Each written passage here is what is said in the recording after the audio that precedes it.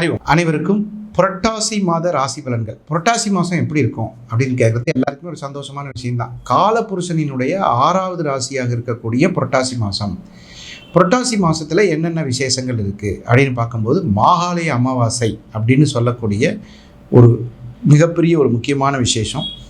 அது மட்டும் இல்லாமல் சூரியன் என்ற கிரகம், ஒரு சூரியன்கிற கிரகம் கன்னி ராசிக்குள் போவதற்கு உபயம் அப்படின்னு சொல்லக்கூடிய உபய ராசிக்குள் போகக்கூடிய காலகட்டத்திற்கு பெயர். அந்த 30 நாளும் புரட்டாசியில் இருக்கக்கூடிய அத்தனை நாட்களும் சூரிய பகவான் கன்னியில் பிரவேசிப்பார். இது ஒரு பெரிய முக்கியமான விஷயம்.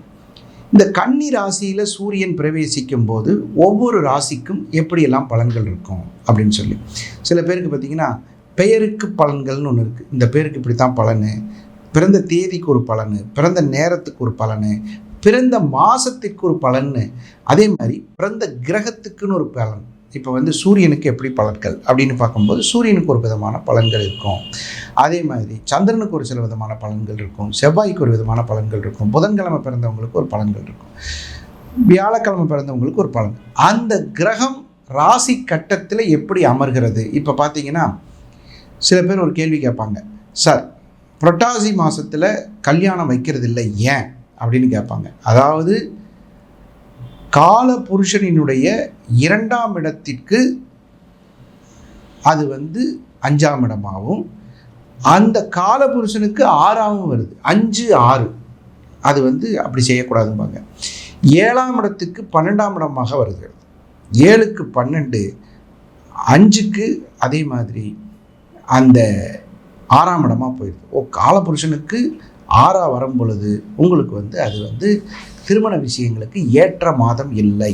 அப்புறம் சில பேர் என்ன கேட்குறாங்க, புரட்டாசி மாதத்தில் பெண் பார்க்க போகலாமா, வீடு பார்க்கலாமா, ஒரு பெண்ணை பார்த்து நம்ம ஒரு முடிவு எடுக்கலாமா, பேச்சுவார்த்தை பண்ணலாம், அதெல்லாம் பண்ணிக்கலாம். நீங்கள் ஒரு பொண்ணை போய் பார்த்து ஃபோட்டோ பார்க்குறது, நேரடியாக போய் பார்க்குறது, அப்புறம் உட்காந்து பேசுறது, அப்புறம் எல்லாமே பண்ணிக்கலாம்.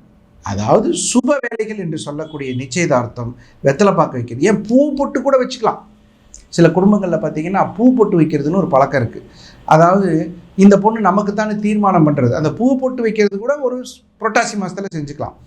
ஆனால் இந்த திருமண விஷயத்தில் ஒரு சிலருக்கு அந்த அற்புதமான கலன்கள் கரெக்டாக நடக்கும். கடகராசியில் பிறந்தவர்களுக்கு இந்த மாதம் முழுவதும் தனாதிபதி முயற்சி ஸ்தானத்தில் இருக்கிறார். பெரும்பாலும் கடகராசியில் ஞாயிற்றுக்கிழமை பிறந்தவர்களுக்கு இந்த மாதம் முழுவதும் நல்ல யோகம் கிடைக்கும், வியாபாரத்தில் நல்ல முன்னேற்றம் கிடைக்கும், தொழில் விருத்தியாகும், ஞானத்தன்மை பெறுவதற்கு அருகில் இருக்கும் சித்தர் பீடங்களுக்கு சென்று வருவது நன்மை பயக்கும். இப்போ பார்த்தீங்கன்னா இடையில ஒரு கோயில் கூட போட்டிருந்தோம். அது என்னன்னு கேட்டிங்கன்னா சித்தர் கோயில். அது என்ன சித்தர் கோயில் அப்படின்னா கொங்கண சித்தர் கோயில்னு ஒரு கோயில். அந்த கோயிலுக்கு போயிட்டு வர்றது நல்லது. பெரும்பாலும் தனம், கடகராசிக்கு தனம் அதிகமாக சுரப்பதற்கு உங்களுக்கு அருமையான ஒரு விசேஷமான ஒரு நல்ல பலன்கள் வேண்டுமென்றால் அற்புதமாக நீங்கள் மலையில் இருக்கக்கூடிய தெய்வத்தை வணங்க வேண்டும். உங்களுக்கு காசு வேணுமா கடகராசிக்காரர்களுக்கு, மலை மீது இருக்கக்கூடிய பெருமாள், மலை மீது இருக்கக்கூடிய முருகப்பெருமான், இவர்களை வணங்குவதனால் தன லாபம், திரவிய லாபம் ஏற்படும். வம்பு வழக்குகளிலிருந்து விடுதலை பெறுவீர்கள், தொழிலில் நல்ல நிம்மதி அடைவீர்கள், வியாபாரத்தில் இருந்து வந்த கலக்க நிலை தீரும், உற்சாகமாக உழைத்து வருமானத்தை சேர்ப்பீர்கள். வீட்டில் உள்ள பெரியவர்களுக்கு சில உடல்நிலை பிரச்சனைகள் வந்தாலும் உடனடியாக மருத்துவரை பார்த்து நல்ல முன்னேற்றம் அடைந்து அதனால் ஒரு மனம் சந்தோஷத்திற்கு ஏற்படும். அற்புதமான இந்த கடகராசிக்கு மாதம் முழுவதும் மலை மீது இருக்கக்கூடிய சித்தர்கள், முருகப்பெருமான் அல்லது பெருமாள் இவர்களை வணங்குவதனால் நல்ல நிலைமை ஏற்படும்.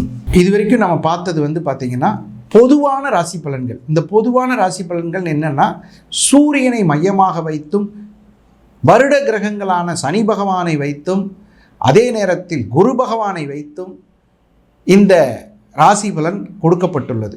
இதில் உங்களுக்கு ஒரு குறிப்பிட்ட இதுதான் வரும்.